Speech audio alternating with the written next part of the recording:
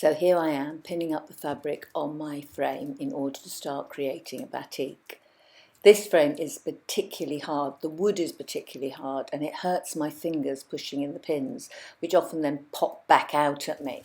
You have to turn the frame around a lot and stretch the fabric quite tight, and I just don't like this process. I've said it before, but it's a process I have to do in order to be able to start creating an artwork, which is the thing that gives me the most joy. So I have to gently push my stubborn self out of the way and do what I don't like doing, which is pinning up. Now what I'm going to do is take 2 pieces of card, there we go, and place them onto my fabric. I'm using a spray gun and I'm pumping it. That's what you do so it sprays finely. And I'm spraying it. Actually, it's not spraying finely at all. It's not spraying well at all. I think this is going to be a bit of a mess. Yeah, well, it's definitely not perfect, but I'm going to carry on anyway. Now what I'm doing is I'm placing masking tape onto my fabric in order to keep the areas I wish to white and yellow. I'm literally not thinking. I'm just placing the tape down in a random fashion to try and create another design on top of my initial one.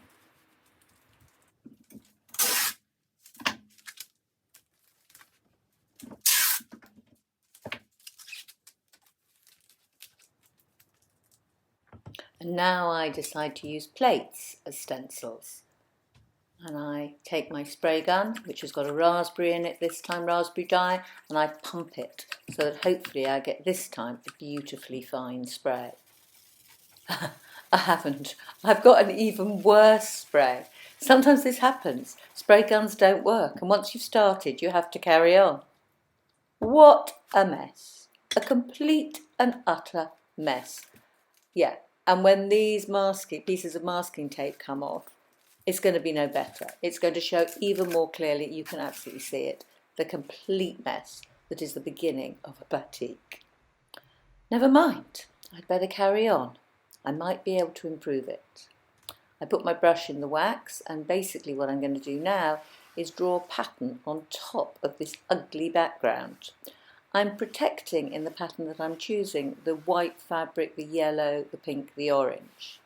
I'm using a lovely big brush, which is great to use. It gives really free shapes, which I like, free and relaxed shapes. Okay, done. I'm now going to place on the fabric with a sponge a light blue, a light turquoise. And you can see that the waxed areas peek through. What's also happening, which isn't great, is that my background, which I loathe, is becoming darker. But I think that by the end of this project, it'll get better again. So I'm not being too alarmed. I'm taking off excess dye, and I'm going to be waxing again. I often turn my work around to get a bit different perspective of it before I do another waxing. I'm using a bigger brush this time. Ah, you can see me thinking. You can see me thinking. And now I'm going for it. Hesitancy is always there until then boldness comes back in.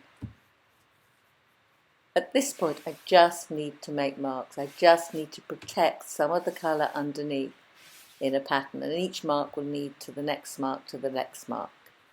I'm going to add a stronger blue now, and you can see my latest waxing peeking through. In fact, the background is also beginning to look a bit better as well. So there is hope. Yeah, there is hope for this piece. So I'm now taking off excess dye with paper towel. This is actually one of my favourite tasks. You can see the image beginning to show now. And when the fabric is dry, I'm drawing with my plates again, the outline of the plate. I often like to do graphic shapes when I've done very free shapes. I like abstract artworks to have contradictions in them so that they're more interesting for me to create, but also so they're more interesting for the viewer. So now I want very neat, tidy and structured shapes behind what I've already created. I'm about to wax now between the pencil lines. And as you can see, I'm going in and out of the wax quite regularly, actually, very regularly. This is a process that you have to do because the wax does not stay hot or long on the brush. But it's a process you don't even notice you do. Once you get into the swing of it, you're in, out, shake it all about, and the whole process becomes absolutely soothing as you get absorbed in the application of the wax onto the fabric. Another thing I absolutely adore doing. And here I go again, drawing round a plate and continuing to create pattern on this layer.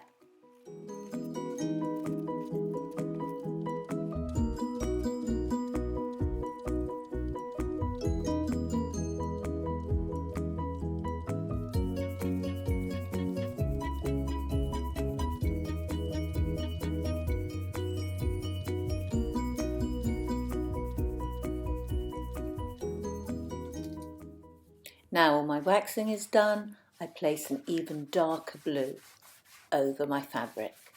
And now you can really see the 3 layers peeking through. And the background, which I loathed, is beginning to kind of fade away, which is a real relief. The paper towel comes out again, excess dye is taken off, you've got it. And then when this is dry, which doesn't take that long actually, I start drawing a new design on this particular shade of colour.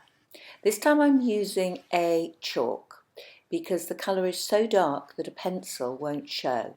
What I'm actually doing is outlining a lot of the form that I've created. I want there to be a darker key line around my image. And off I go.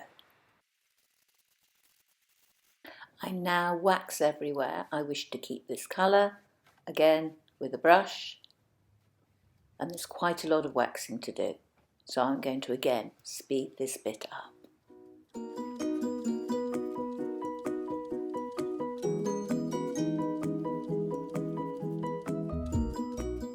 My final colour, a very strong black, is now applied to the cloth, and as you can see there's very, very few areas left for it to go.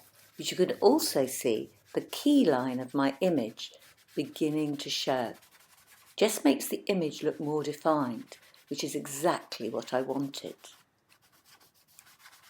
Excess dye is going to be taken off with paper towel. Well, you got that, you knew that. And then what I'm going to do is I'm going to iron out the wax so you can see this batik in all its glory, with all the brightness of the colours showing properly. I take a piece of paper and as you can see, the wax with the iron on top of it just absorbs into it.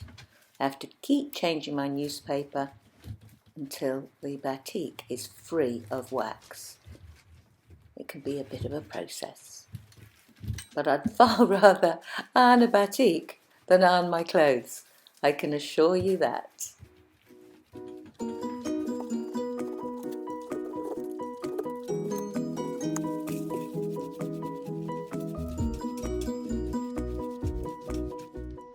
And here's my final batik. I do hope that you like it. Thank you for watching and joining me.